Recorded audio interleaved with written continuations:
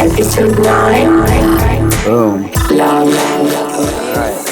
All right. Episode 9 of Neuropunk Press. The 9th episode, the final episode of this season. And we have a very, very special guest who I've been following for years and years and years, it feels like. It's literally been, but it also feels like much, much longer. Ife Asa, welcome to the press. Greetings. I love you all. Thank you for inviting me. I'm excited to be here. Yes. I'm excited. Absolute blessing to have you. Just to take some of the pressure off of of just dumping all the attention on you right off the bat. One of the things when I first started paying attention to what you were just putting out into the world and how you were showing up was your readers sessions that you were doing, where you were just stepping up and in your own time, just reading books to people online live, just sharing knowledge, and it was such an educational, enlightening, and community feel to it that's how I knew. I was like, I got to pay attention to this person. And since then, just hearing the work you've been doing in your own life, the work you've been doing in your community, the things you've been creating, which I'll give you plenty of space to talk about, has just been super inspiring for me. So I know you know some of the people here already, but we have a new person to the press. Hannah as well has joined us to talk about what we're going to talk about and listen today. And the topic today that we chose is love. And how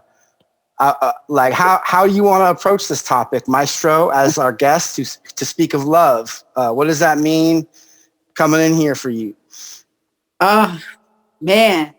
Well, first, I should say not only is this episode 9 and I am a 9, but Ife also means love. You understand?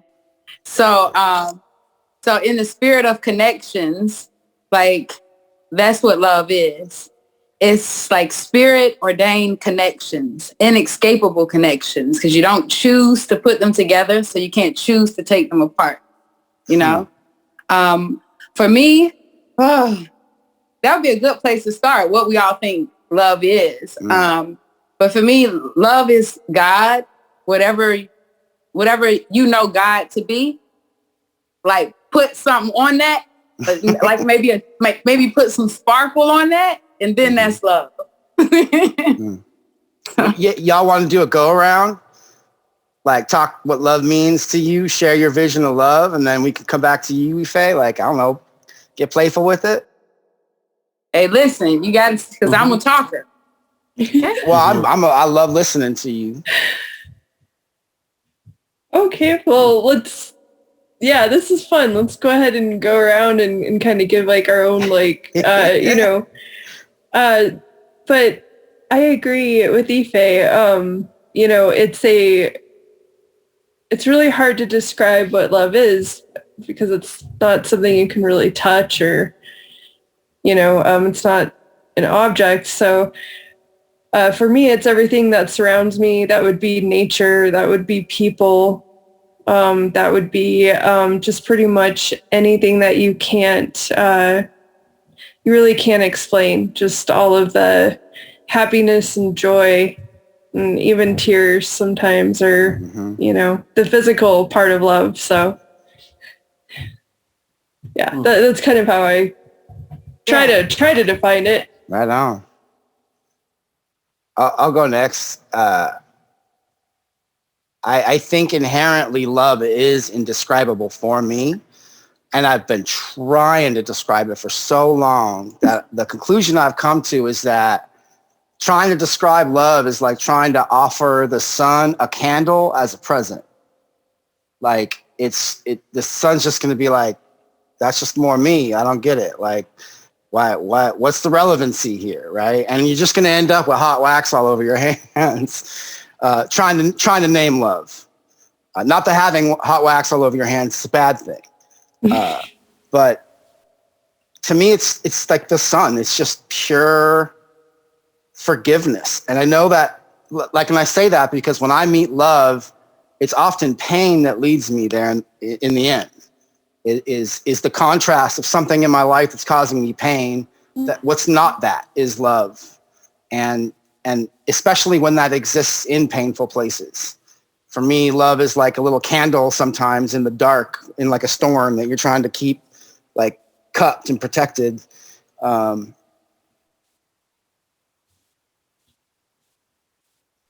it's all around me, it's all around me. I hope I really find myself successful and continuing to even try to define it, but really just like showing up in it and like being it in my actions. That's where I'm trying to learn how to just live, beyond the philosophy. Just like, where does showing up in love show up in my life? What does that look like? What does it fuel? What does it not fuel?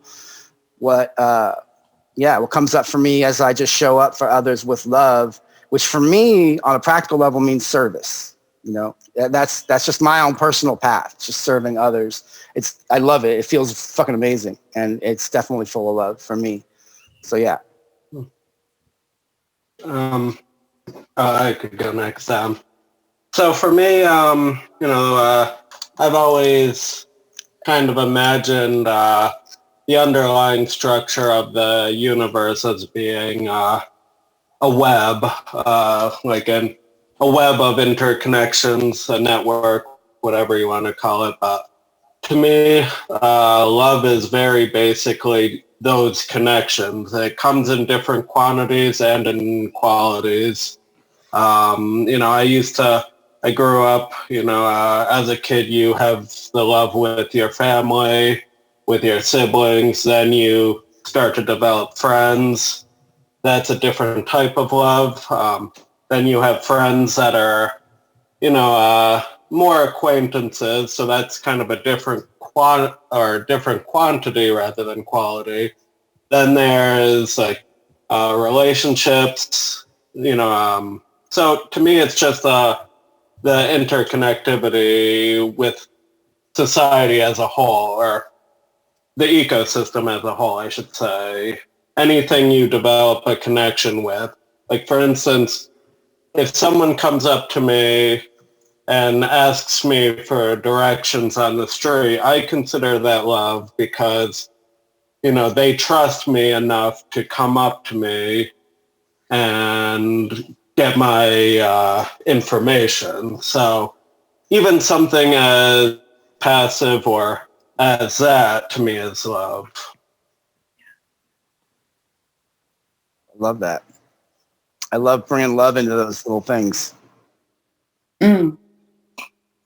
Man, you done fucked around and made my eyes water just a little bit. And since we family, I can tell you I don't like when people undermine my gangster. Okay, like, I'm just gonna put that out there now. It's peace to be here because I can hear myself in all of your responses, and it's hard to find the love that I look for. So to Eugene, what is this witchery? I would say this Venn diagrams with witchery somewhere in there. Probably. Like, nothing's ever one thing, but there's probably some witchery afoot. Yeah, this is definitely sorcery because I've never been this close to this many real life lovers at one time. I just want to say that. I know it's not my turn, so I'm going to sit back and cry. Go ahead. No, I mean, you're our guest. I actually, I just kind of want to, as someone who's pushed things in certain directions, I'd love to step back and just offer you like the baton of leadership for, being the maestro in this, whatever that looks like for you. This time is to honor you, really. Yeah. And so again, every time one of you speaks, you name a little bit of my love. I've said for the longest that love is like an aura, and so to be next to me is to be in love with me because you've stepped into it, and that's it. And so it's everywhere. and it's all the time. And when people trust me enough to ask me, or those little interconnections feel like kisses from whatever God, you know? So, yeah, that's definitely my love. And okay, I'm snotting now. So give me love can be snotty sometimes. That's for damn sure. So yeah, I've tried to explain to the people closest to me that you would be able to make the same decision that I would make or know which direction I would go if you understand my core. And at my core is my mantra. I love without ownership. I trust without fear. I give without expectation, and I receive with great appreciation. Amen. And I worked really hard to define love, and that's what I've come to, you know? So I'm like, if you can find the answer within that, then you know where I stand. So, yeah. That's peace. Yeah. Ooh, goodness gracious. That's peace and power. Yeah, that is peace. So interconnection and trust, those are coming up. Right? Oh, yeah. Yeah. And, you know, so I know that people are like the different kinds of love, you know, and for me, it just kind of confuses things. You know, I try to keep it really simple for the humans. Like, you see, it's one, like, try to keep it really simple for the humans. Like, it's just one of them, and your ass is either in it or your ass needs to be in it. And that's just it, you know? So, just observing. Yeah, because it does come up too many questions when there are different kinds. And so I try to explain to my daughters that love is parallel. Don't make anybody, you know, use your love against you and make you pick ranks or ratings, you know. Love is like 11, a master, you know. It's equal. And it just goes on like side by side, never impeding each other's movement, but just fueling each other to keep going and keeping up, you know? So love is just all good, always and all the time for me. And when it's not good, it's not love. Like, there's no such thing for me as bad love, or I think that lots of other things and lots of other emotions and attachments and spirits and demons can make themselves look like love. But but love, you know, when you see, and it's only one of them, you know. It's only one of them. It's got a million different shapes. I feel like much like God gave me a face and a shape. And so when God showed up for years, I didn't know it was God. I didn't recognize it. No. And so it's the same with love. I looked for what TV said and what media said and what I saw in my mother's marriage. And then when love showed up, it showed up inside me first, and it showed up different than what they said it would look like. So it's just been, yeah, it just has to show up in order for you to know it. But I too have been trying my entire life now to describe what it's like. Yeah, I think maybe that's why I wanted to hear everybody else's ideas so I could steal. I'm sure it's offered freely. Who else wants to step up and speak of love? Well, I'm super inspired by what you shared. That's a hell of a quote right there. When love showed up, it showed up inside me first. Those are some words I want to print and put on the wall. Oh, shit. There you go again. Okay. I gotta say, for whoever is listening and potentially not watching the video, that your tears are gangster as fuck. And so beautiful. Thank you for blessing us with those. I'm curious what you mean when you say you're a 9, because I recently did the Enneagram and I'm a 9 in that structure. I'm not that sure if that's what you're referring to. Life path number. Okay. So in my life path number, I'm a 36-9. And cool. Yeah, we don't want to make this the numbers show, Hannah, but I'm going to slide in your inbox so we can figure it out. Awesome. And I've already been on your page snooping around, okay? I was on yours too. I was like, I gotta... Yup. Did I say? I love it. It's a scout Did I mentality. say Scout half mentality. sun, half shade? Okay. Right. Well, I wanted to jump in on this podcast because I stole my definition of love, borrowed my definition of love from Bell Hooks. So I'm just an unauthorized spokesperson for that goddess, that teacher. And her definition of love changed my life. Like one of the key things that like really has just set my whole life into bloom. And she defined love and talked about how it can be a bit of a disservice to see love as this completely like amorphous thing that's so hard to define. Not to detract whatsoever from the magic and beauty and wonder and like all overness of love. But I think it can really like serve to have that definition. She defined it. I believe she borrowed her definition from M. Scott Peck, who defined love as the will to extend oneself for one's own or another person's growth.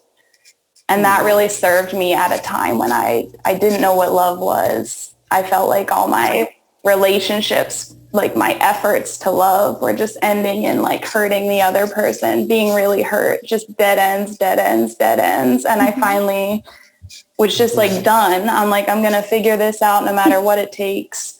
And I came across her book, in that place and was like, oh, right. You can, like, I can always love. That's so empowering. Like, it doesn't matter if someone rejects me or walks away from me or has harmful behaviors. Like, I can approach them with care, respect, responsibility, truth.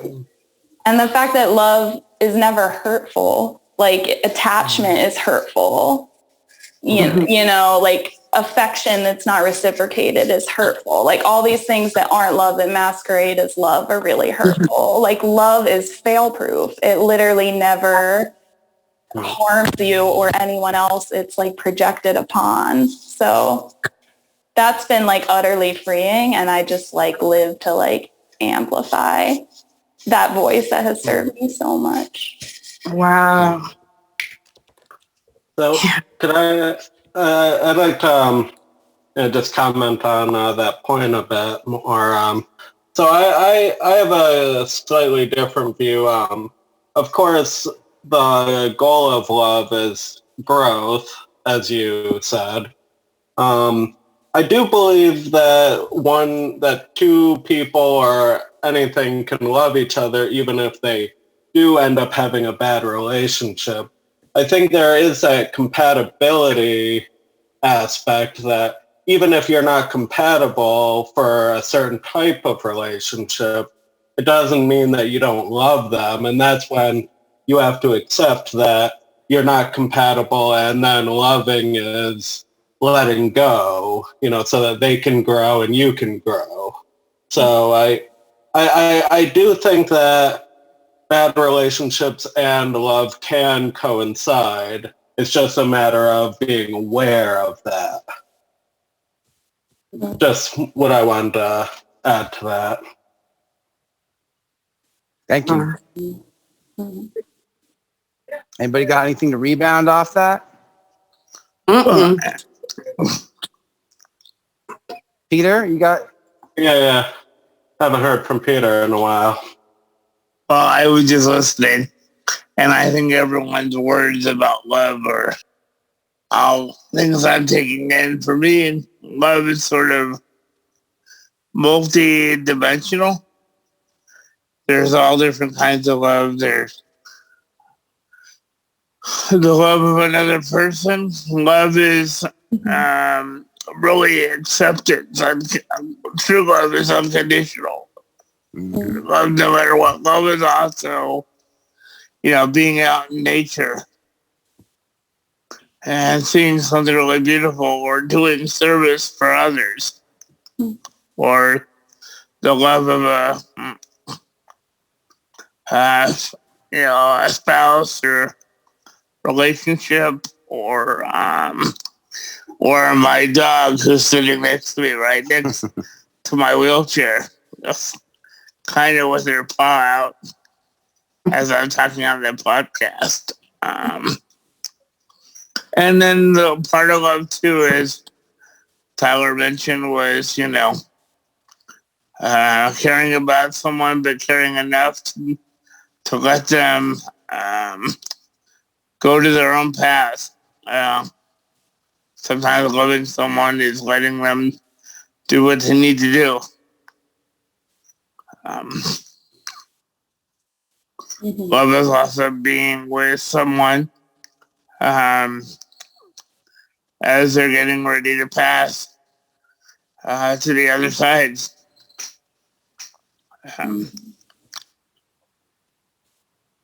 Yeah. It's to me, it's something that is not necessarily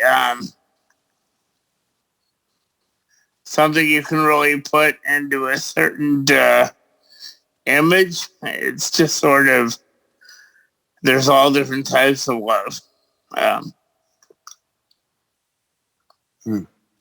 There's love of yourself too, and love of others. Mm-hmm. Yep.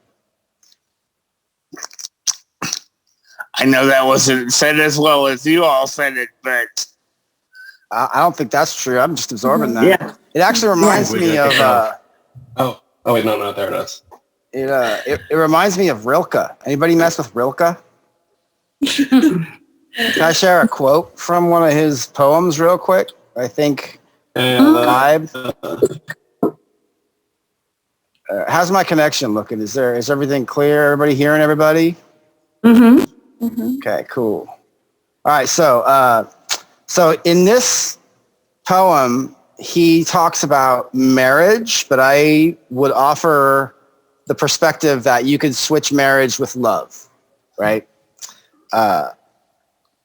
So he says, the point of marriage is not to create a quick commonality by tearing down all boundaries. On the contrary, a good marriage is one in which each partner appoints the other to be the guardian of their solitude, and thus they show each other the greatest possible trust.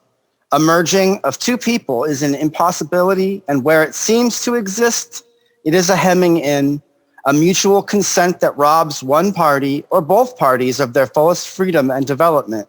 But once the realization is accepted that even between the closest people, infinite distances exist, a marvelous living side by side can grow up from them if they succeed in loving the expanse between them, which gives them the possibility of always seeing each other as a whole and before an immense sky. You on my road now, Pastor. Hey, listen. You said side by side. Is that what you said? Side by side. I didn't say that. Those aren't my words. I'm just a messenger. Don't kill me. Okay, nah, that's just it. Like I said, now we can stay on here for 30 minutes. We can stay on here for 30 days. And I'm telling you, I've sat with this so long, we're going to keep coming back to loving without ownership, trusting without fear, giving without expectation, and receiving with great appreciation. We're going to keep coming back to that equal sign, baby. You know what I'm saying? I done put in more hours of meditation than community service, Eugene. You hear me? It's a feedback loop, yeah? Yeah. That's the structure we're talking about. It's a feedback loop. It's energetic, reciprocity, and giving, right? That's like, if you had to break it down to something that is identifiable, like it's trackable through communication, right? Yeah. Yeah. I think that's dope as hell. So if this is the 9th episode, 9, the energy of 9 is a badass energy in my opinion. I'm a 3. So like, I'm just down at the bottom being like a fountain of creativity, being like, yay for all the ever big complex 3 vibe family. But my favorite thing about 9s is that they're alchemaic because they're the ending of things that make space for the new beginnings. And when I was thinking about love before we dropped the needle on this record and I was feeling hella nervous, I kept having this thought that like, it's fun to bask in the pleasure of love, but like sometimes love really bloody hurts, you know? And like, especially when healing, self-healing, right? Like you can't heal what you can't see. You can't heal what you can't feel, right? You can't just numb healing into existence, which means that like the trauma around us is in our bodies essentially, right? If love interconnects us, then we're interconnected for better or worse, which means that the interconnectivity among us shares, let's just say, data, right? And so getting skilled with this shit, where we can start talk about actualizing feedback loops and like boundary science, spiritual boundary science that we could teach to kids and shit, you know, like that's taking this conversation to love into like some practical outcomes that you don't have to hold in your hand like a brick or nothing. You know, it's shit you can use in your life. And that's what I love about the meeting of minds around such things, because when we share techniques, we can find patterns of commonality that work, right? For sharing love, for creating love, for boosting each other's love, right? It works. It works. I'm watching it happen right now. We're at like kind of a conjunction right now where our ability to reach out to each other and be present is pretty potent. And what we're facing is, I think, inarguably a great deal of collective trauma at like most of our doorsteps, right? In all kinds of different dimensions. And so nines, I'm not a nine, so I'm gonna like step out on a limb and be vulnerable here, but like, I like the death energy of nine as it can be repurposed and alchemized into kindness and love. Like a forgiveness in nine energy is like a premeditated murder. Like you're taking some beef and you're killing it. And that sacrifice of the attachment that any parties have around that can be freed up for creativity, right? It's because life involves death. Love involves death, right? And nine energy is the end of the cycle that that brings in new life, right? So I just felt like saying that. So anybody want to riff off that or anything they want to add? We're on it's 3:33 where I am right now for the record, which means it's 6:66 where you are. I did the math. Yeah.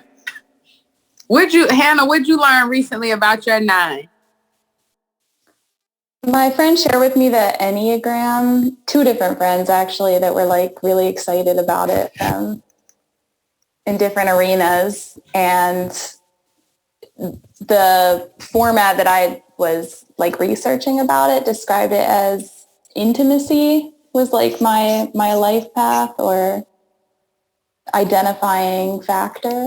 So I haven't dug into it too much, and I'm curious to. I got your chart right here. Remember?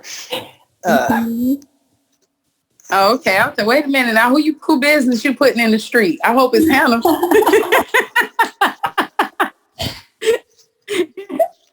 Oh, wow.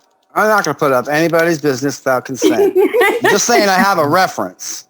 I'm looking through all my readings I've done for folks. I can hardly keep track of them all. There we go.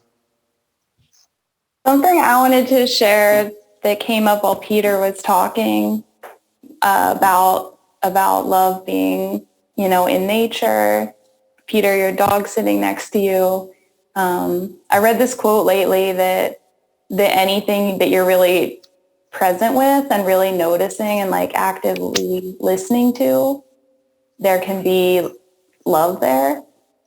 And I really appreciate that. Like if you sit with a beetle crawling around the yard and really spend time with it and be present, there can be this like upwelling of like love for it. And it can happen with myself and my body and like all of you right now, like just like being really with your present with your image on the screen, Peter. I'm like, oh, hi, like you're so beautiful. You're shining and glowing. Like, I love you. And same with, Suzanne, Tyler, all these faces.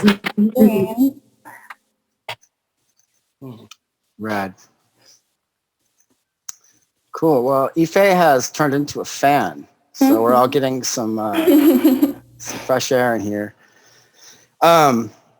So trust, interconnectivity, those themes have come up. Like I said, I'm listening to folks and I'm getting patterns. I'm getting formlessness and form paradoxically at the same time from people's super valid, viable experiences, which means there's a paradox there. And I think that's dope as hell because paradox is like the gateway to synthesis and epiphany. So I would offer up that love can be formed and formless simultaneously.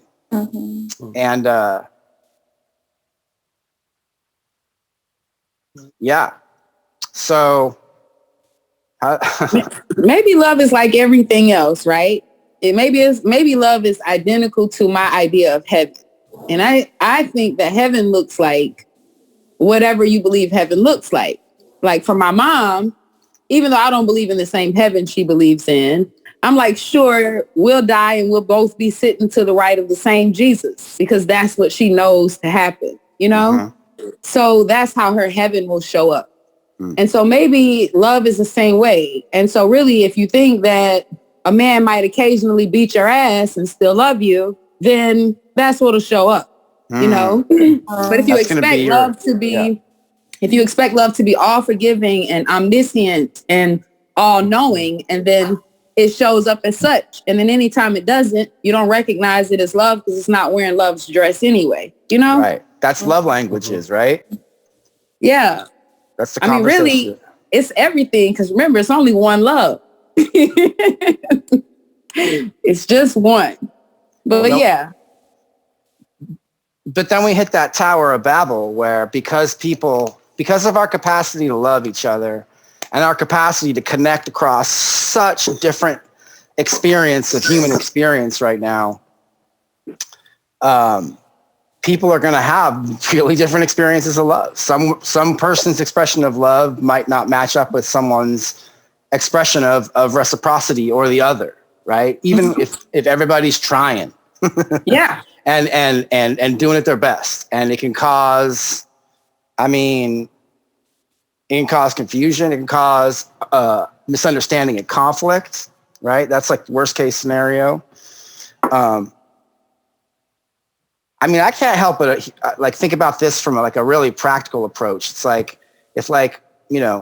if giving each other space is important to the conversation of like allowing each other's love, then having physical space and access to do that is like kind of critical, right?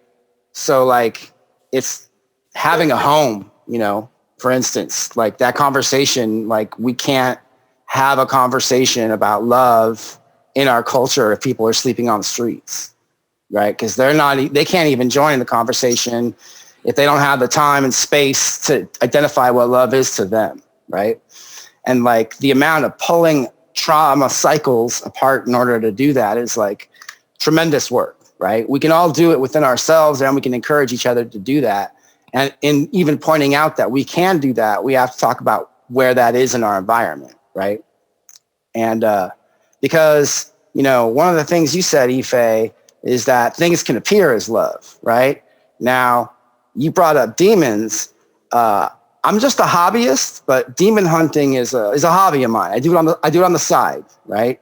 And so I was really fascinated to hear you take that approach because love often is factoring how things appear to us, right? Mm-hmm. And so that has to do with love language as well, right? So that's where when we were talking about what we each saw love as, like trust came up multiple times. And so, what does trust mean to you? Do you feel like that factors into the conversation of love, Ife? Yeah, that's in the mantra. Love without ownership, trust without fear. Mm-hmm. And that's just faith. You know what I mean? To me, it doesn't matter what you have faith in. Whatever you have faith in is the thing that you trust. You know what I mean? Mm-hmm. And that's the thing that you love, the thing that you have faith in is the thing that you, even if you don't recognize it, likely have love for. You know what I mean? So I definitely think trust is a part of it. And, Hannah said something about, attachment may be hurting or rejection hurting or a lack of affection. And I think that if we talk more about all these other things, but we just not allow men specifically, but people generally, we don't have time to feel. You know what I mean? Even when they teach my daughter emotion cards in school, they're teaching her really surface shit, like happy face, sad face, Nobody is going to teach you. I mean, it's not until you believe you're in love that some adult has to say, nah, this is infatuation, Right. This is attachment. I spent 11 years in a marriage thinking it might be love and wondering how I could love all these other men and women on the side. And it's because it was familiarity, That's what it was. It wasn't love because it wasn't respect and there was no trust, But I thought because I was willing to stay, it was love. So, I mean, maybe it does vary from person to person, but for me, trust is a big part of it, And there's like the power of vulnerability speaks within that, right? Like being vulnerable. Absolutely. Yeah. I like say, I want to dive into love like a river of milk and honey. You know what I mean?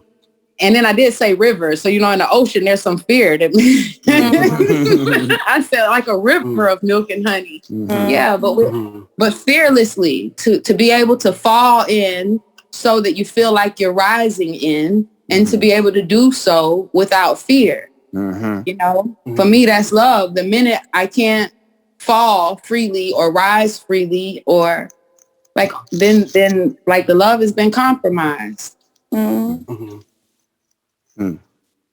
Well, I just wanted to say something about, so far I think we've, unless I've misunderstood, we've mostly been talking about love as almost like a static entity, like you either love or you don't love someone. I want to also bring up the concept of dynamics within relationships, evolution. A few years ago, I'm a big math nerd, so it might not come as appealing to you guys, but there's a mathematician, applied mathematician at Cornell University named Stephen Strogatz. I forget exactly how to pronounce his name, but he's his specialty is the study of evolution of mathematical systems or even physical systems, because everything is kind of guided mathematically. But he created a model of relationships. Well, I think his was specifically monogamous relationships, or basically modeling the stability, like basically being able to predict when they might break up based on certain crossroads that they've met. But to get away from that a little bit, I wanted to pitch the idea of love as being a river, being a river inside of a boat with someone where, you're going to have an evolving love. Like you're going to have white water, you're going to hit into rocky patches, you might have something like very calm, maybe a waterfall here and there, and then sometimes you just fall right into a lake where it just becomes static. So, I just kind of wanted to steer into the conversation of dynamic love. Love as water. Oh, okay. Now we're on this river and we're on this water. But again, this is how I try to explain it to my baby, who's 7. I'm like the fish loves the water and the water loves the fish, and they need each other. And they go sometimes in the same direction, and sometimes their direction is opposed. But at no point in time does the water stop and say, yo, we need to talk about this shit, right? And at no point in time does the fish have to question the water or wonder about the water or question the water? There's always trust, no matter if it's white or patchy or rough water. Like the understanding is that there are cycles, and the understanding, like one of you said it, like to give, you know, with for the support of something else's evolution. You know what I mean? And that is the relationship with the fish and the water. You know, the water doesn't jump up on the coast, stop fucking with the fish, or vice versa. Like it's just always cycling, you know. And there's peace in that because there's an understanding and a respect for the cycles and love. But yeah, again, the fish don't hurt the water and the water don't hurt the fish either. There's no way to get me to be okay with that. I just want to make sure everybody knows that. Now, love can show up to everybody else however it has to, but if love show up hurting me, I'm going to tell it like Beyonce to the left. So, how would the whirlpools in a river factor into the analogy? Is that when you're having a relationship that's you feel trapped in? Is that... I would say doubt. I mean, when you say like whirlpool or whirlwind, for me, whenever there's doubt, that's how I feel. And no, for me again, that's not love. That's not love. Question or doubt or dizziness. I mean, to a degree that as far as personal relationships, like I really almost feel like it's psychological to say falling in love and breaking the heart. And so if it feels that way or if it feels dizzying, even like, I don't want to make this not about something else, but for me, even the butterflies that we experience in love, a lot of times I feel like are omen that is not good. You know, an upset stomach is what it is, not butterflies. So for me, that could easily be the whirlpool or the whirlwind, you know, but like love is easy. And Hannah said that too. To make it feel like it's unattainable or so big that you can't touch it makes it harder to live in it. When to wake up is love, you know, to go to sleep trusting something that you'll wake up in the morning knowing it ain't up to you is love. And when we start putting all the human stuff on it, it just makes it more complex than just love, you know? So what if we factor in mental health with your saying that doubting is not love, but what if, you know, like, and this has happened to me throughout my life where I've doubted relationships because of like major depressive episodes. Had nothing to do with them or the support that I might have been receiving, but this internal paranoia, you know, that stems from depression or anxiety or et cetera, et cetera. So that's something else to consider as, you know, what's going on inside of you as well as what you're bringing. You know, I'm talking more about interpersonal relationships rather than like, you know, but I think you know what I mean though. No, I understand that too, especially for me, because in the Black community, mental health is not a thing. That's your own thing to deal with. So I know exactly what you mean. And that's something that's a part of my everyday loving. And yeah, they'll sue my socks off if I say that love helps this, but I've seen that happen. So even when someone who lives with depression or somebody who battles with it goes through their whirlpools, it's the people around to recognize that that's what it is, you know, to know that this isn't the river and this isn't the fish's fault. This is structural, you know what I mean? And to love through it. I've had several sisters close to me who feel alone or abandoned in relationships for that very reason. And I didn't even know listen, I don't want to get off course, but I thought depression meant to be really sad. I had no idea. Okay. I invited a sister to live with me who said she needed to live with me for 3 months.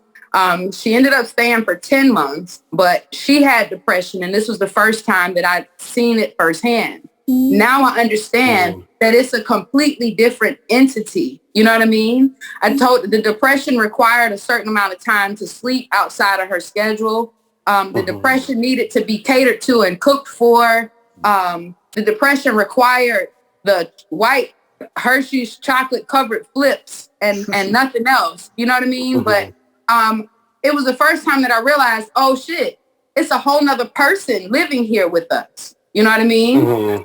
And then when I went from treating her like a sad person, not being able to understand why the fuck she can't just get over it, and I started to treat the depression as an individual too, the two of them began to merge.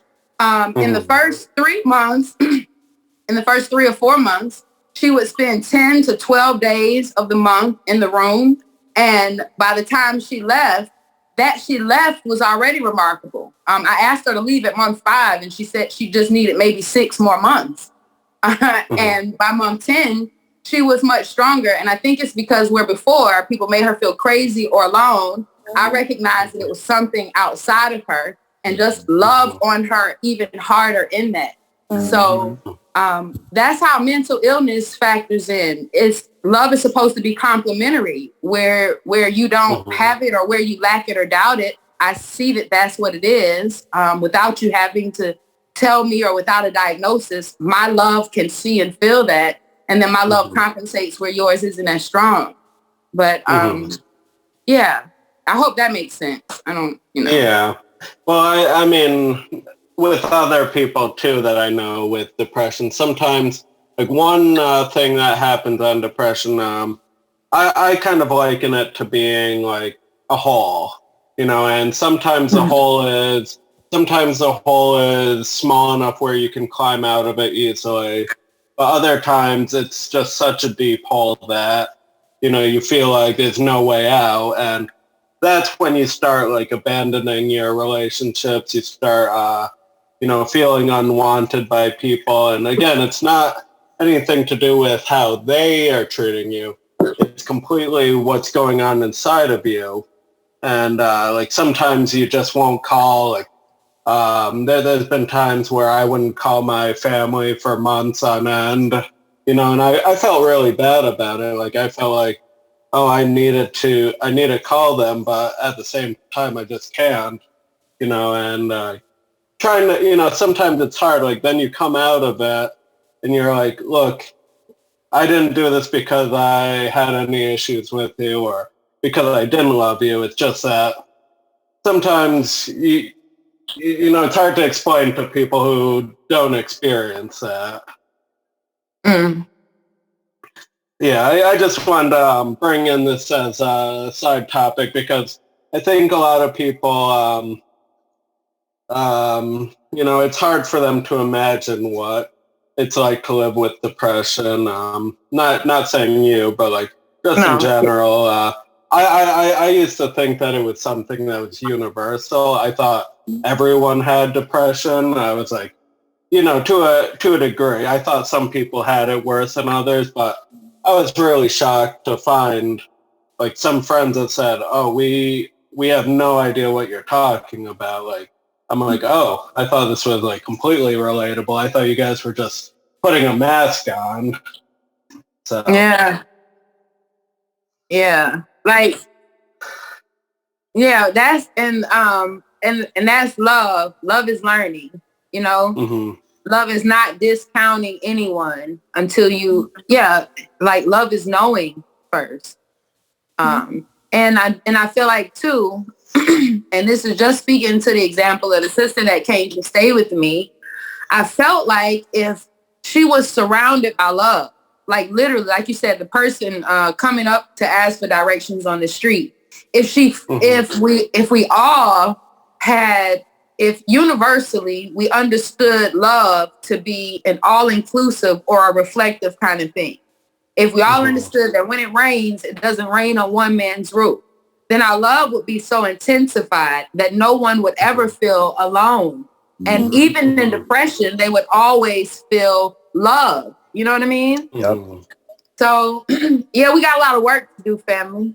There's a lot of models out there, though. One of the things that tipped me in my path in this direction that we're collectively having was learning about indigenous cultures that had rituals around love that were specifically designed for healing people that were experiencing what we call mental illness right now, right? And I was just like stumbling and wandering into such things as I'm not much less clueless, but I was more clueless back then of what's true or real, what's being fed to me through some kind of lens or not. Anything that comes out of non-American culture is sanitized and warped and redistributed. And it stuck out to me, and I ended up like really kind of digging in and trying to be like, is this real? Because if this is real, this is kind of a game changer. And sure enough, it is real. I didn't memorize the facts. I maybe that's one of the links I can put up in this is the tribe that did this in the culture of Africa that it was geographically located in, which I don't remember off the top of my head either. But when someone wasn't doing well, there was a relationship between their name and a song that was part of the village's song. So their name was like a word, a sound in the song, right? It was like a phonetic part of a song that was the village's song.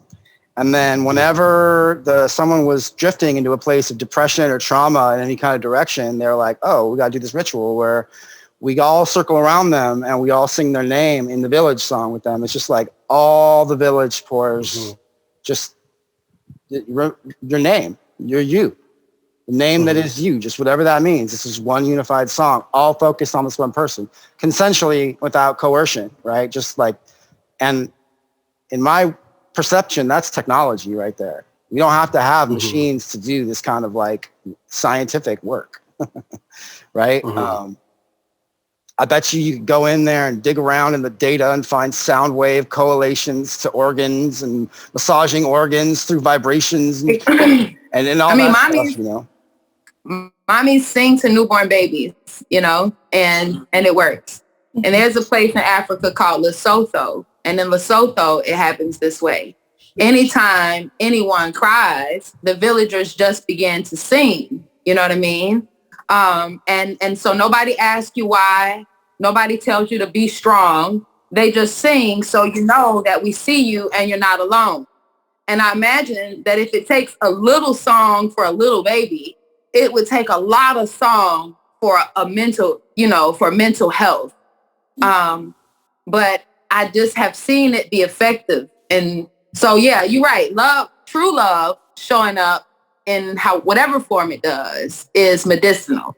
Yes, it is. It's, and that's like the science is proving that, like the studies around what causes cycles of abuse, the environmental factors of that, what causes addiction, how all those things are tied into structures. It's all been documented for years and years and years and years. And people are putting that together, and interconnectivity and community heals PTSD. It heals addiction. It heals trauma, and so that bridging of self-love and community love, there's something really powerful, I think, there. That's that 1 + 1 = 3 vibe, where you have two distinct points of actual power that in relationship create something new, right? Because there's like a lot of divide around, and people seem to take sides strongly around this at times to what simply seems like a conversation of the individual versus the collective, right? And I feel like this conversation really is a part of bridging that mythology that they're separate things, even though they are distinct points of power and consideration for like anybody to step in and consider around. I just wanted this is not really off topic, but kind of a tangent. But what you were saying, Ife, just kind of reminded me when you said when someone's feeling sad, the community members would get around them and start singing. I remember I had a friend whose mother had this.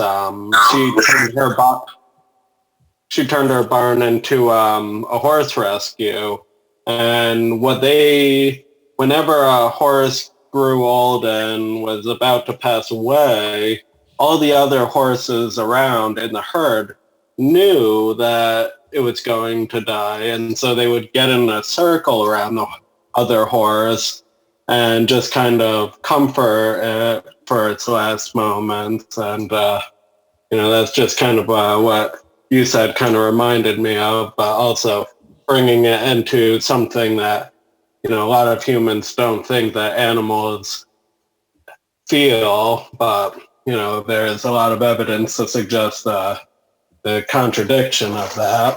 Mm-hmm. Mm-hmm. Man, do you know, all my life, like, I don't know if they say it in all communities or if they just say it in mine, but it's like a big thing to say blood is thicker than water, Mm-hmm. Yeah. When I finally learned that originally this was the blood of the coven is thicker than the water of the womb.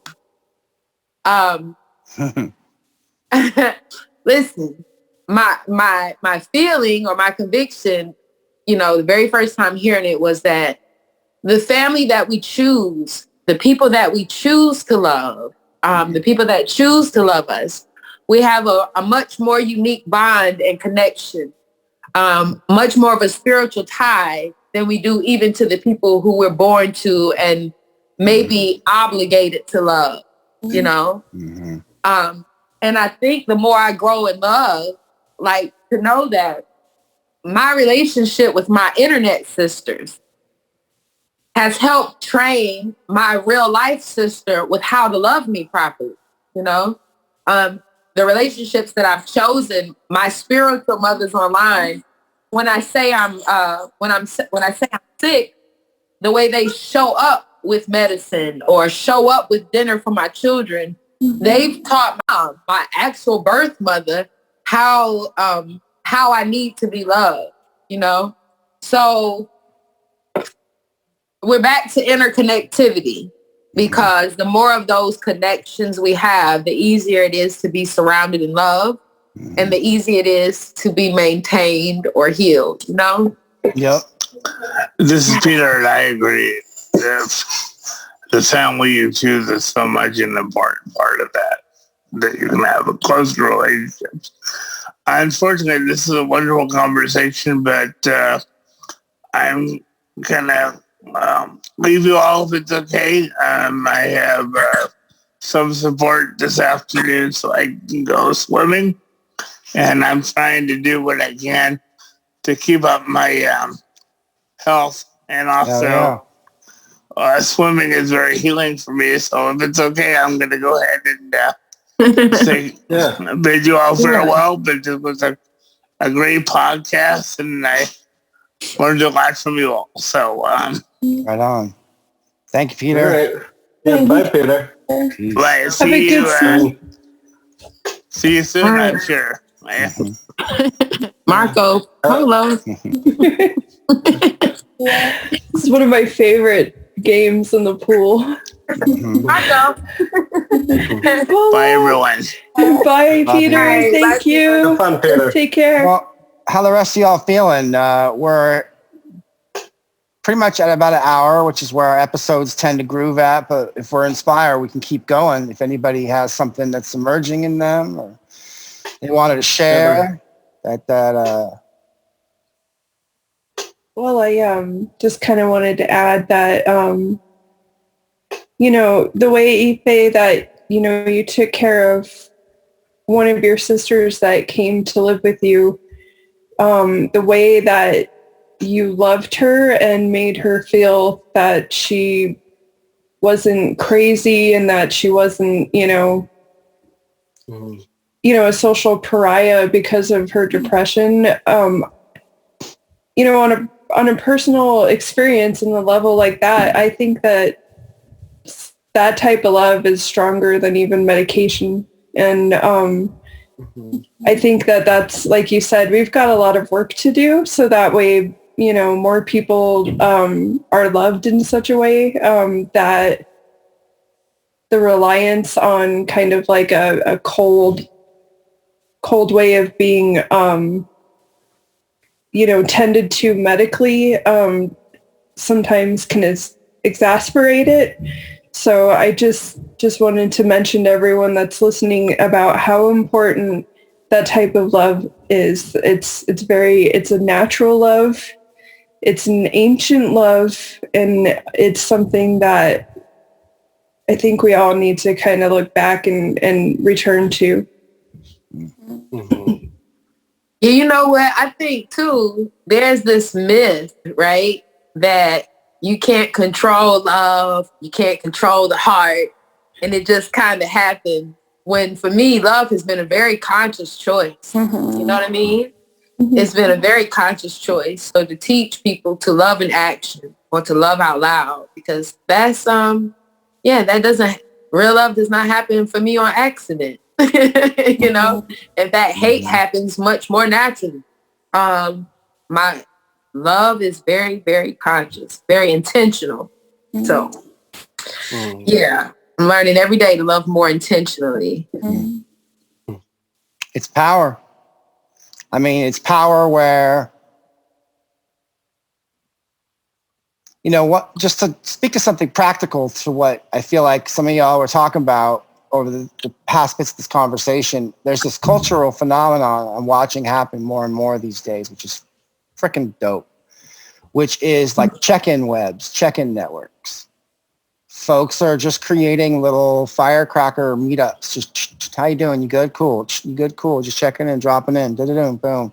Right? It's like getting the neurons firing of like inevitable interconnectivity, right? It's just, and it's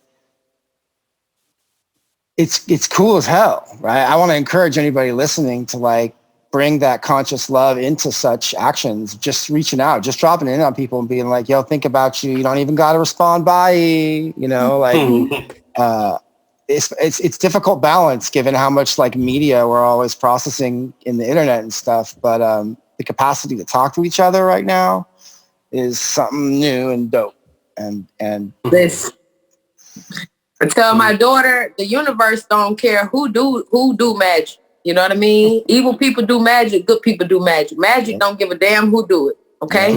And you need to make sure you're doing your share, you know? So she has this thing now where she sends messages to everybody on Wednesday. She goes through her contact list on her phone and she sends I love you text to everybody. Right. Now, is her love genuine? Hell no. Because she told me, her grandma told her it's rude to just randomly call people and ask for money. So you should at least have a relationship with them.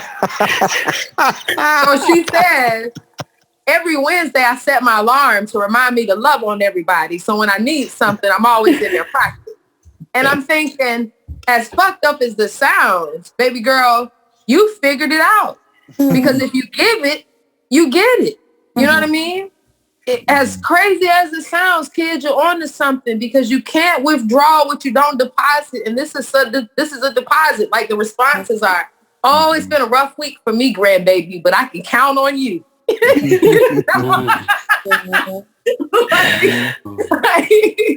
That's awesome. Yeah, man, like love it intentionally. You know, even when it's hard, tell my babies you gotta butter your bread. You know what I mean? You woke up today not because of your alarm. You woke up today because something greater than you give a fuck about you.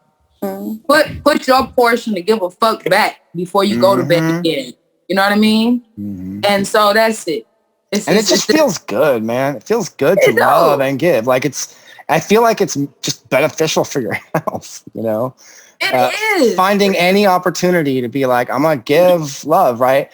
And I feel like this conversation just on a work level exists seemingly paradoxically, but not at all from my perspective and experience with the conversation of boundaries, right?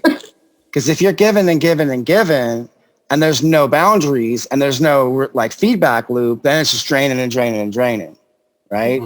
So boundaries, like I used to think that they were walls when I was younger. And now I'm learning they're more like basically cell walls, which are crystalline. They're like periodic. They're a periodic pattern, which means they're like a crystal. They are a crystal. They're like a diamond.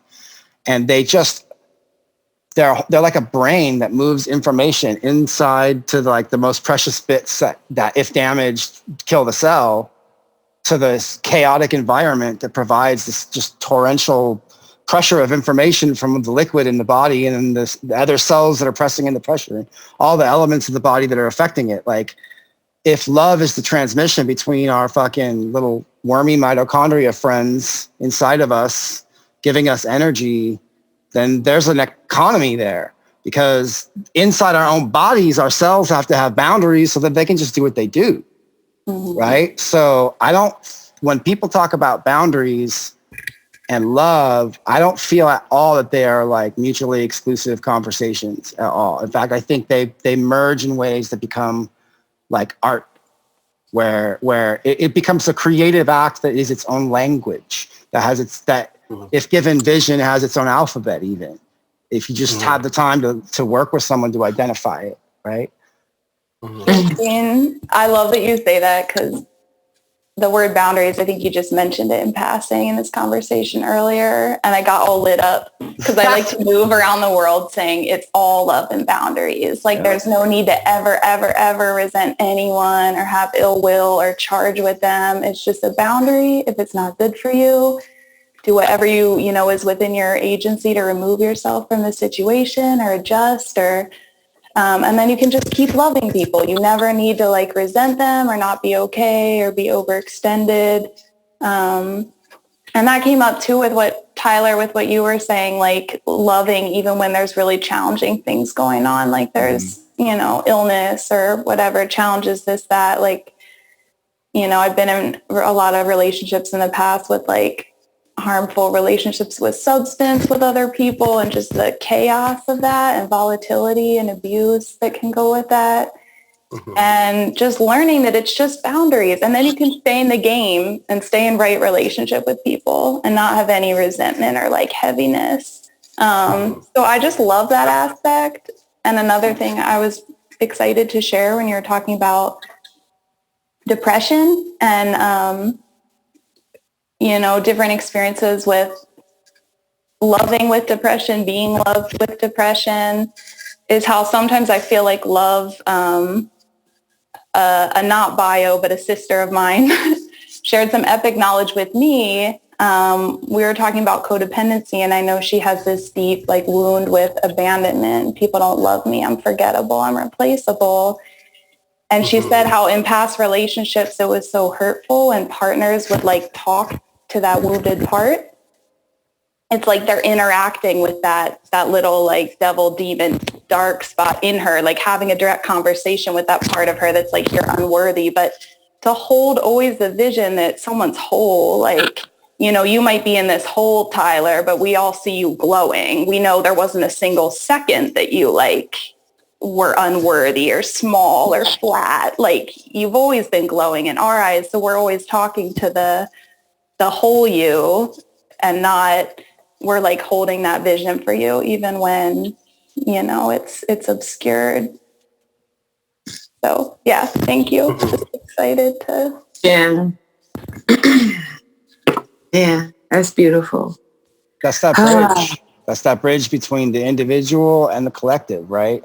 And it's because people can see it as like paradoxical, like misdiagnosis will happen and shit, like self-misdiagnosis or misdiagnosis of others, where you're basically like, we're loving you, but that doesn't necessarily mean that we have the skills to do anything about that, right? And that's like, when you're offering succor to your friend, when you're offering sanctuary, like, I would wager there is hella skills that you were employing, and like, because like we could talk about this like it's some cool switch we can just flip in our head, but like most everybody here that's talking about this probably has like a really diverse tool set in front of them that's been honed over time. Some of those tools are worn, some of them are new, some of them are sharp, et cetera, right? Excuse me. And I, given like the need to acknowledge skill and loving, I also wanted to like dovetail that seemingly tangential, but really not, to what I think what has been kind of like fluttered at, like kind of revealed itself in the conversation, but never really acknowledged, is grooming. and what grooming is, and how cycles of abuse around the false love of grooming can cause like really intense cycles of abuse. You know what I mean? Like this is related to so many conscious and unconscious expectations of what love is pretended to supposed to look like for any number of reasons, for someone who's trying to just milk something, trying to get some blood out of that blood family idea, right? They're just trying to take and take and take. It's like vampirism, you know? That's like a demon that I've encountered before for sure, is the vampire, you know?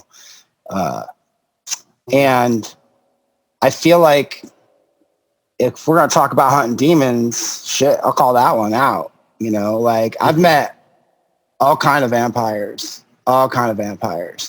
And I'm pretty sure that like their proto form is like the hungry ghost, right? Just like something that's more of a whisper in a wind and a howl of hunger than anything else, right? That just gnaws away at whatever it touches.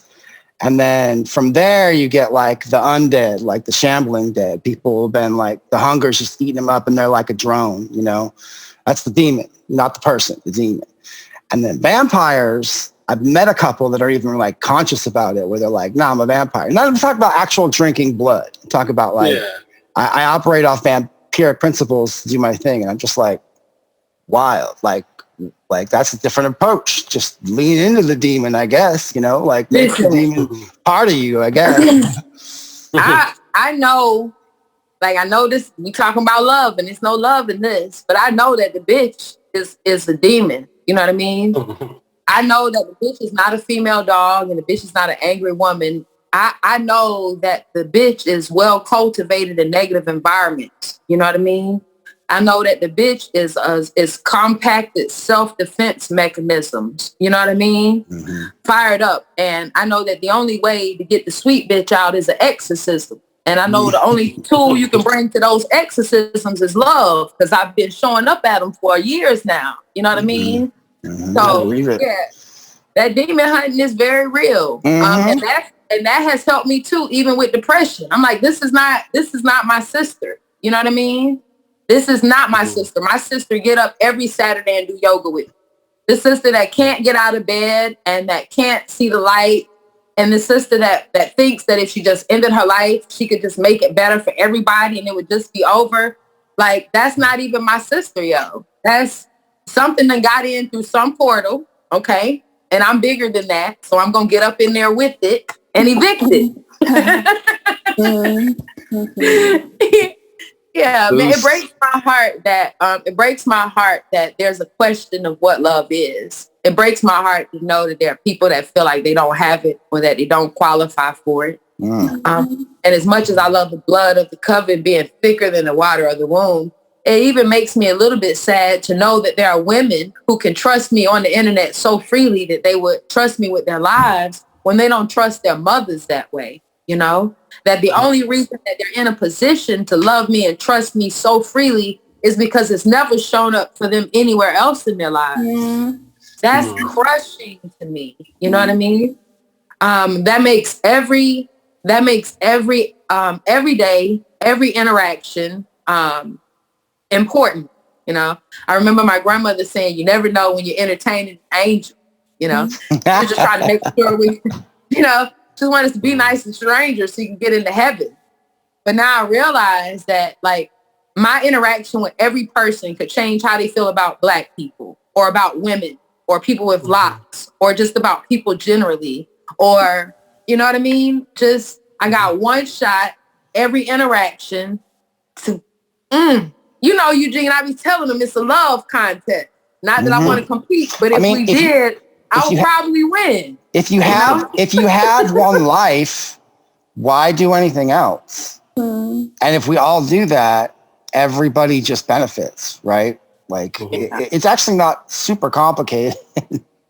I mean, it's super easy to talk about, but it's just a lot harder to do when the rubber hits the road, because, again, like, the trauma wave is a real fucking thing, man. Like, it's like a giant ass tsunami coming down on us for generations. And like, to even have these conversations and develop actualized practical skills we can bring into our community means we can meet it, right? And we can like if enough of us do it, we can meet it. Like, I know this, like the liver is an amazing organ. I love the liver. If we're gonna talk about love, like my liver, it keeps my blood. So like the sacrifices that my liver does so that I can wake the fuck up and do this with you guys it's a model to me in my life, right? To go out into a culture that is just so steeped in violence and toxicity and abuse and find love and let that wet hot garbage smack me in the face as it need be, because that's where we are in culture, where there's just a lot of that flying around sometimes. And just letting it slide through and then actually checking out, well, what are people eating? Huh? What are they throwing away?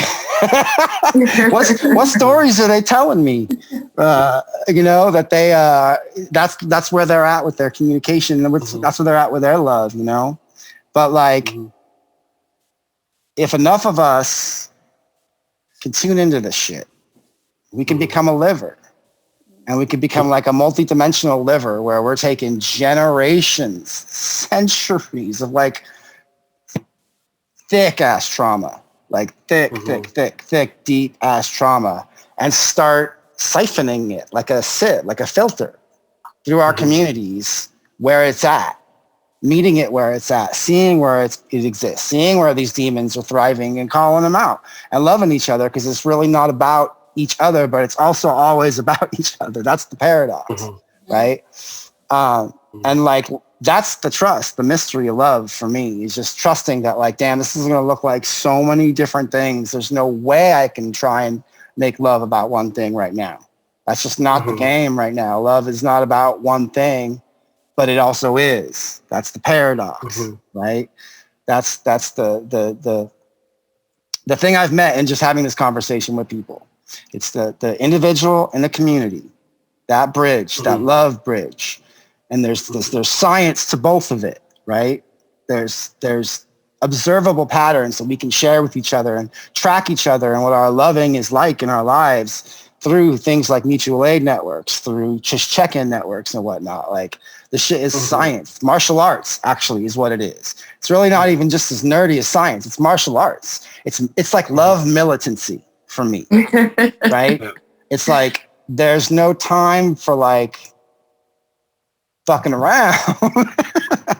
It's work. It's like work from here on out to achieve the healing that we have to do. That when we do, the amount of energy we're going to free up is going to be like, I don't think people are even ready to imagine that shit because of the trauma, right? Like sometimes it's like if someone's starving or just dying of thirst, you can't dump food and water down their gullet because it'll make them seize up or vomit forth. Their system's just not ready. Like, that's something that like you can't talk about love without finding that bleeding edge, that like alchemaic bleeding edge of all the different aspects of trauma that meet love and disperse energy into the field that is love, right? And that's like the science of working with love, I think, is it's like, any of y'all fuck with Kuan Yin? You talking about Kanye West? No, Kuan Yin, the Chinese deity of compassion. There's like a I'm going to butcher this as the ignorant Westerner that I am. It doesn't matter how poor I am at addressing the reality of it. It's deep to my heart, which is a meditation practice where essentially you're just sitting down and all the trauma and negativity you can conceptualize, you send your consciousness out into the environment to find it and map it, essentially. And through whatever senses you can do, whatever, if you have to judge it, that's where you're at, whatever. But like just taking in the data of all the trauma and then just using the inhale to breathe all of it in that you could possibly stand. And like find that edge where you're going to get sick. Find it, like how much of this can I be present for and maintain cohesion, and then hold it in between that infinitesimal brief moment where you don't inhale or exhale, where you're like dead for a moment. Just enough breath, don't need to take any more, and you don't need to exhale yet. That's when you transmute it into love and healing. And then you breathe it back out into the map that you've mapped around you, essentially. And it's the process of just like filtering out the bullshit, basically. And What'd you say his name? Kwame? What's his name? Kuan Yin. Her name is Kuan Yin. Her name. Wow. Guan Yin, I think, is the original pronunciation, with like a G. Wow. And it's Bodhisattva, right? Yep. Bodhisattva life. Wow. Yeah, that's amazing. Yeah. That is amazing. Yeah, I mean, Eastern experience, like Asian culture around love, that's a whole conversation that's just amazing. Like, you guys know about Thich Quang Duc, right? The guy who immolated himself. Rage Against the Machine has him on there. Probably grew up the Vietnamese War. Like, who was protesting the Vietnamese War? Yeah, I mean, that dude had so much peace that he was able to just, in his goddamn sandals and robe, walk into like the hot ass afternoon sun, peacefully sit down in lotus style on the asphalt, douse himself in gasoline, and sit there peacefully while he burned to death after he immolated himself. And I remember seeing that and being like, I thought this was fake. I thought this was just art someone made. A human being did this? Just sat there? Like, I can't imagine a worse pain. I could probably get over anything. Like, if this human being's love endured that, I could get over probably any bullshit I'm ever going to come up against. Ain't no way it's going to match that. Unless something's coming I can't predict. Man. Wow. I wanted just steer the conversation a little bit, or maybe this could be for another time, but we've kind of been touching it without addressing the elephant in the room, but like, this is neuropunk press, and the punk comes in with resistance to the current system, especially capitalist system. I wanted to bring this up because our society in the U.S. is very individualistic. So I think it would be an interesting subtopic to discuss around love and how love is affected by this harsh individualism, and what love could look like in the future, like after we abandon this toxic individualism. I mean, capitalism is all about property. I kind of really don't know what else to say when that, like, I feel like kind of we fundamentally talked about like some aspects of loving without making a thing a property. I don't know. It's not my vibe.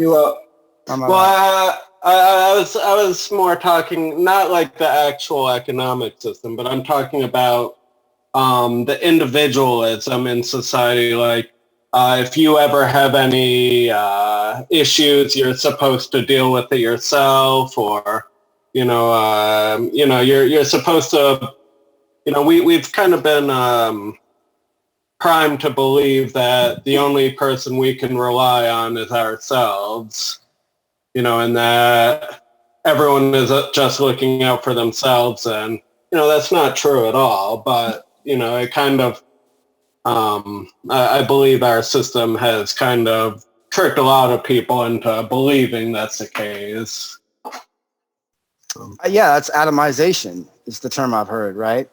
We get atomized, and it's like if the pressures of like the nuclear family being a gravity toward property ownership to raise a family and express love, right? Like that literally that galvanization of what property ownership means. There's so much energy it takes to have a house, so much. And that energy, so much of it doesn't have anything to do with loving each other at all. It has more to do with keeping up with arbitrary time markers of expectation that are backed up by violence. And violence, I mean, love can be violent. Two people can love each other violently, consensually, and have a great ass time. So I'm not like trying to disparage violence as an element, right? But when that's not consensual, no matter, and that's where like grooming comes in, right? Like we're groomed to believe we're supposed to live a certain way, we're supposed to love a certain way around that. But then when you look at what we're being forced to organize around and through. There's, you tell me where there's love in that. You tell me where there's love in Rent, right? Mm-hmm. Tell me where Rent is like super in the love spectrum for society. Well, I mean, I know that if I love someone, I wouldn't make them pay me rent. But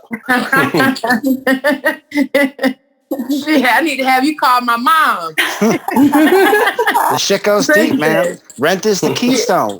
Rent is the motherfucking keystone. I will stand by that till the end of my days.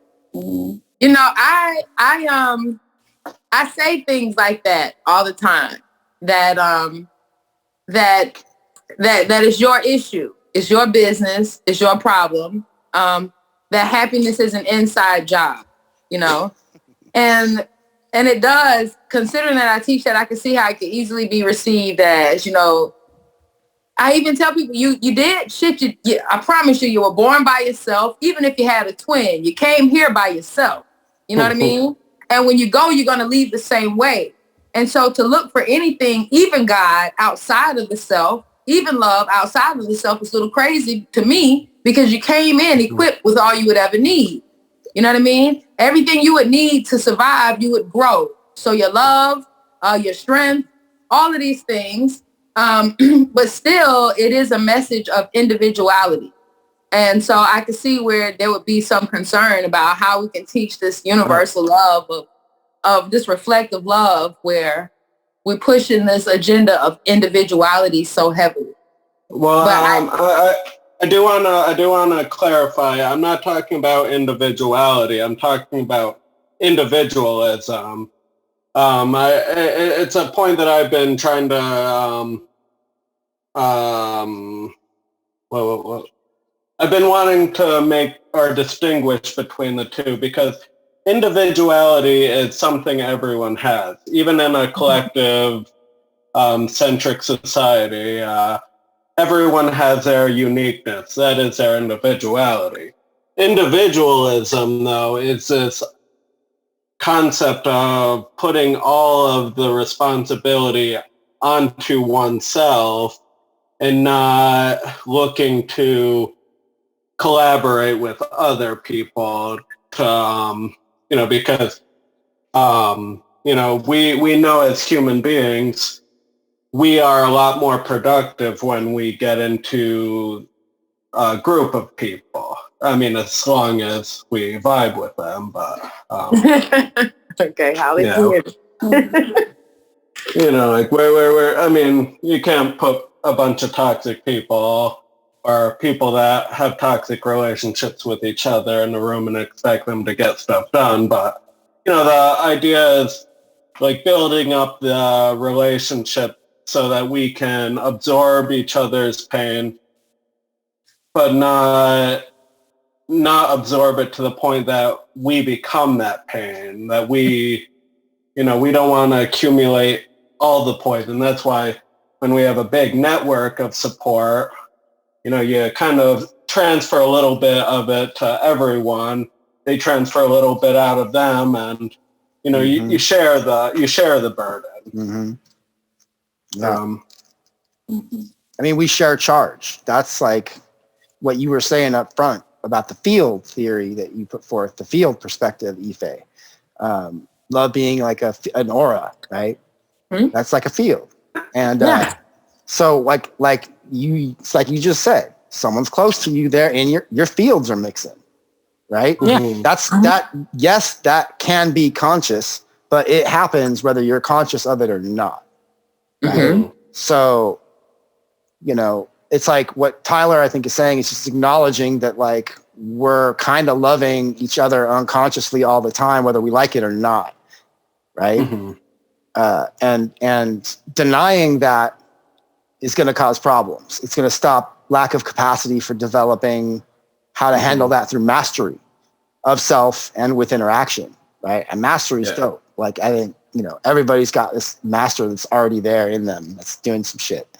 And bringing that out especially when love is on the table, like bringing that out of people it's a really great way to disarm folks too. I've noticed sometimes people just are not expecting love. Like it's kind of one of the ways you can flip the script is like people get so invested in creating things that aren't love that if you just stay loving, it confuses people, but not in like a dangerous, bad way. It just seems to disarm them in ways where they're like, not sure why I'm doing all this. You know? No, it's science. I read that once before, and then I've tried it just to see how it works. You know, I purposely put myself in conflict where men, you know, where men were quarreling, just to see if a feminine touch or voice and you know me, I love anyway. So it's not abnormal for me to say randomly, yo, I love you. What's happening? You know what I mean? Like, what are you doing? I love you, you know? So, yeah, that's just real. Yeah, the love really is peace. And I think I read that and I've seen this happen though. I read about men, but I've seen this with men and women. Where and I don't know verbatim, but it's like men can only use one head at a time. You know what I mean? And so if they're hot-headed and fiery and aggressive, then you redirect the energy to the other head and you've cleared yourself of a war. You know what I mean? And that's one approach. And I know that this is not uncommon for men either. You know, I've confronted a boyfriend about some bullshit and have had him try to kiss on me and make it better. You know, so you're like, but this love it's a healthy distraction, you know, and acts of love trigger us to be peaceful. So, yeah. Yeah, I remember I had someone accidentally bust into where I was living once because they were involved in some shit outside of the house that was a misadventure that they told me very quickly once I got them calmed down because they were like trashing through the house trying to escape. They literally, I was living in San Francisco up on like the 3rd floor and this dude jumped out of the hotel because he was smoking crack with someone and like it went bad. The crack smoking session went bad and he jumped out and literally grabbed the extension cord that we had running down the building. So we were doing things with power and swung in and trashed our living room trying to escape. And everyone was yelling at him. And I just remember just being like, hey, do you want to get out?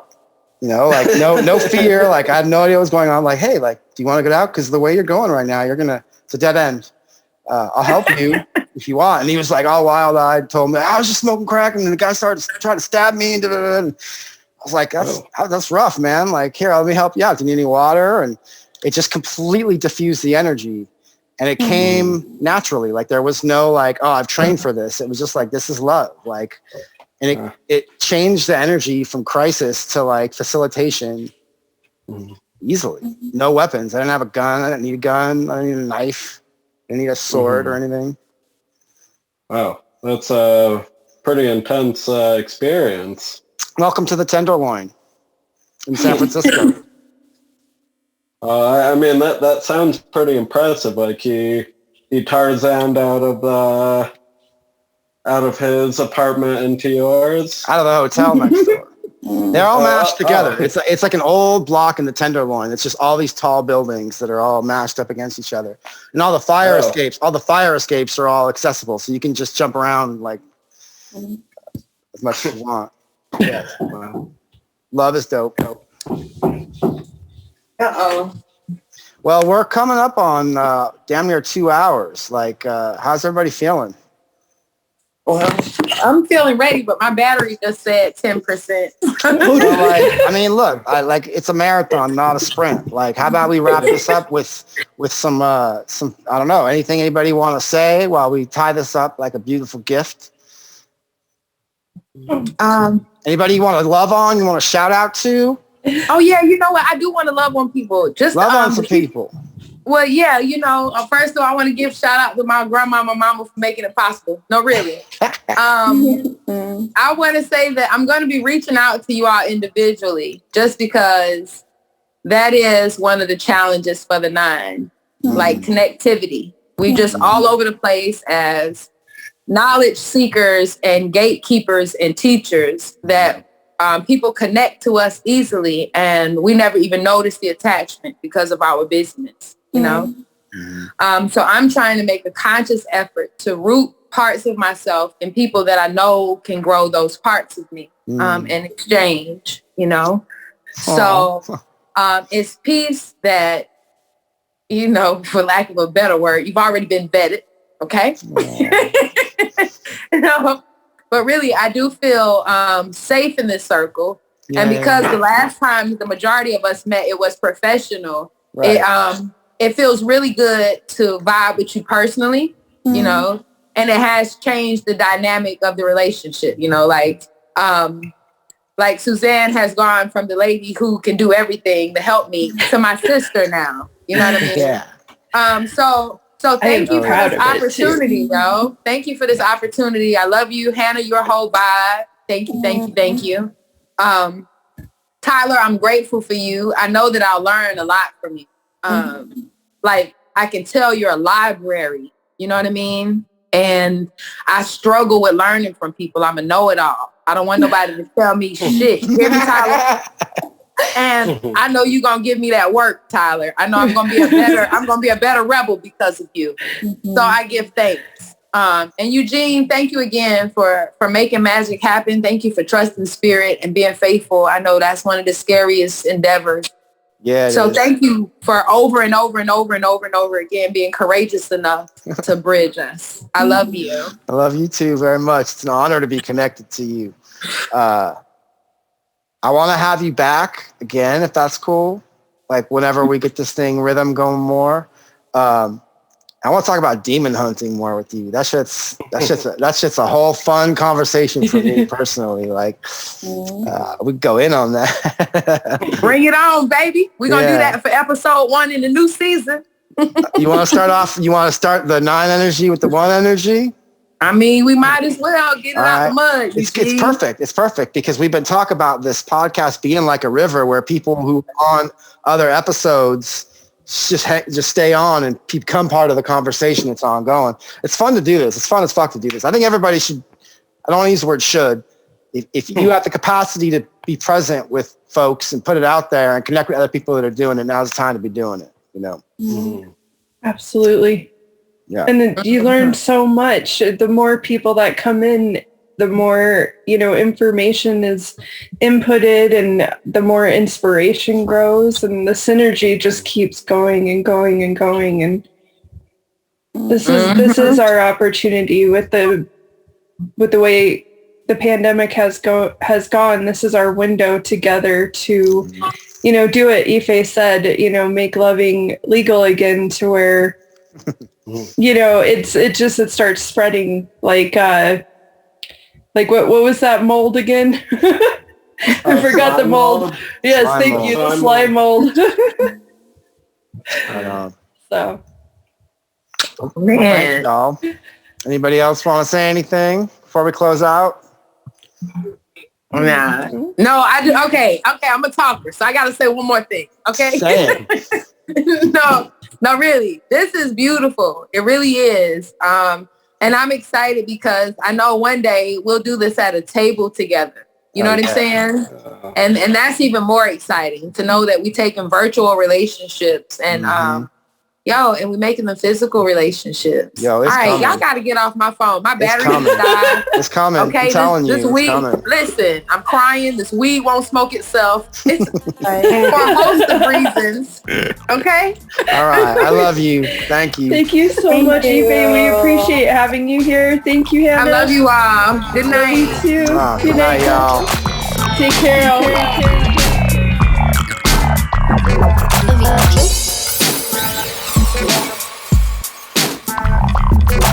Thank you.